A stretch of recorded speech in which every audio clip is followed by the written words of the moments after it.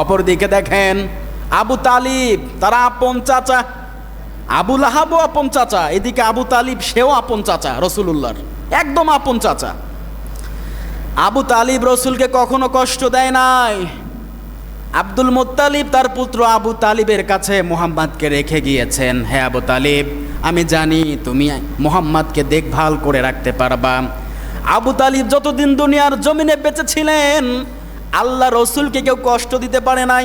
সব সময়ের জন্য ঝেঁপে পড়তেন আবু তালিব, সব সময়ের জন্য নিজের জীবনকে বিপন্ন করে হলেও আবু তালিব তার ভাতিজা মুহাম্মাদকে সব সময়ের জন্য প্রোটেকশন দিতেন। মরণের সময় আবু তালিব এখন ঈমান আনে নাই, ভাতিজাকে অনেক ভালোবাসে। কিসের সাথে? আত্মীয়তা সম্পর্কে, কারণ তার ভাইয়ের ছেলে, এই কারণে আল্লাহ রসুলকে সে ভালোবাসে, কিন্তু আদর্শ মানতে পারে নাই।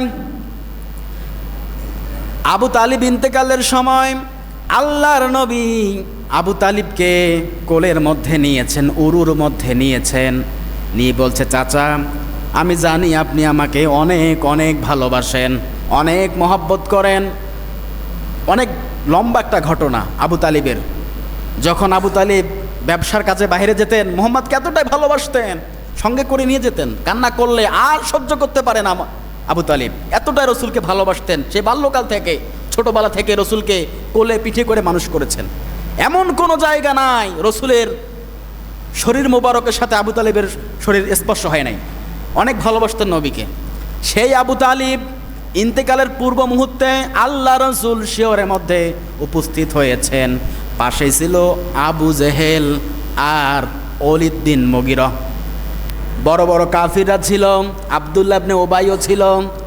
ইবনে কাসিরের মধ্যে পড়েছি, আল্লাহ রসুল বলছে, চাচা, আপনি শুধু একবার বলেন লা ইলাহা ইল্লাল্লাহ, ওয়ালা লা ইলাহা ইল্লাল্লাহ, শুধু এতটুকু বলেন, কিয়ামতের ময়দানে আমি আপনার জন্য সুপারিশ করতে পারবো গো চাচা।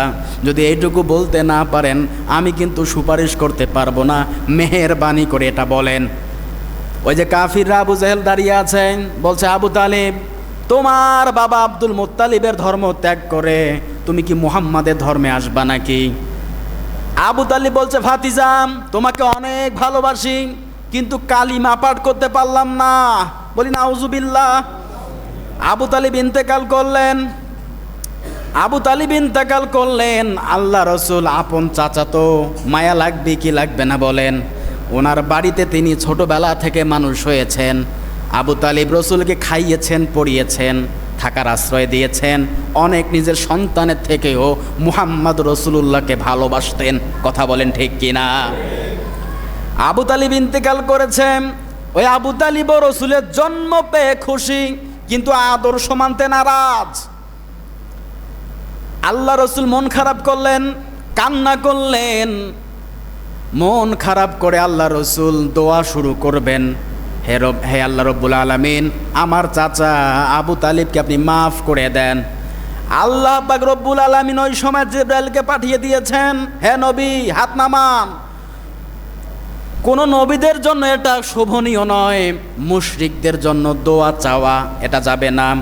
আল্লাহ পাক ওই সময় আয়াত নাজিল করে জানিয়ে দিচ্ছেন, ইন্নাকা লাতাহদি মান আহাবাবতা ওয়ালাকিন্নাল্লাহা ইয়াহদি মান ইয়াশা ওয়া হুয়া আলামু বিল মুহতাদিন। আল্লাহু আকবার। সূরা কসস 20 নম্বর পারার 28 নম্বর সূরা 6 নম্বর রুকুর 56 নম্বর আয়াতটা পড়ে দেখবেন।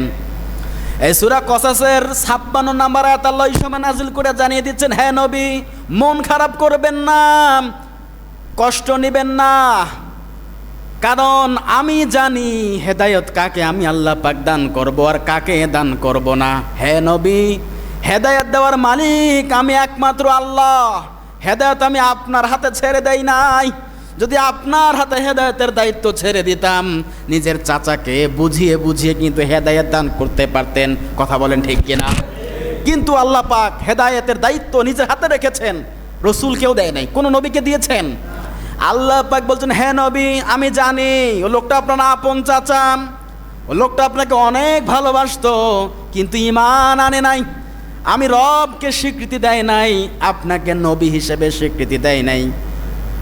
আমি ওনাকে ক্ষমা করব না। আর আপনার জন্য শোভনীয় নয় কোনো মুশরিকের জন্য প্রার্থনা করা। হাত নামান। রক্তের উপর একটা রক্তের টান আছে না নাই? অনেক টান আছে, ভালোবাসা আছে। এইদিকে আবু তালিব, সেও জাহান্নামী, কারণ আল্লাহকে মানে নাই। ওই কালিমা ওই সময় সে পাঠ করে নাই। কনফার্ম বোঝাই যাচ্ছে সে জাহান্নামে। কথা বলে ঠিক কিনা? এই ইতিহাসগুলো আমাদের জানা দরকার আছে না নাই?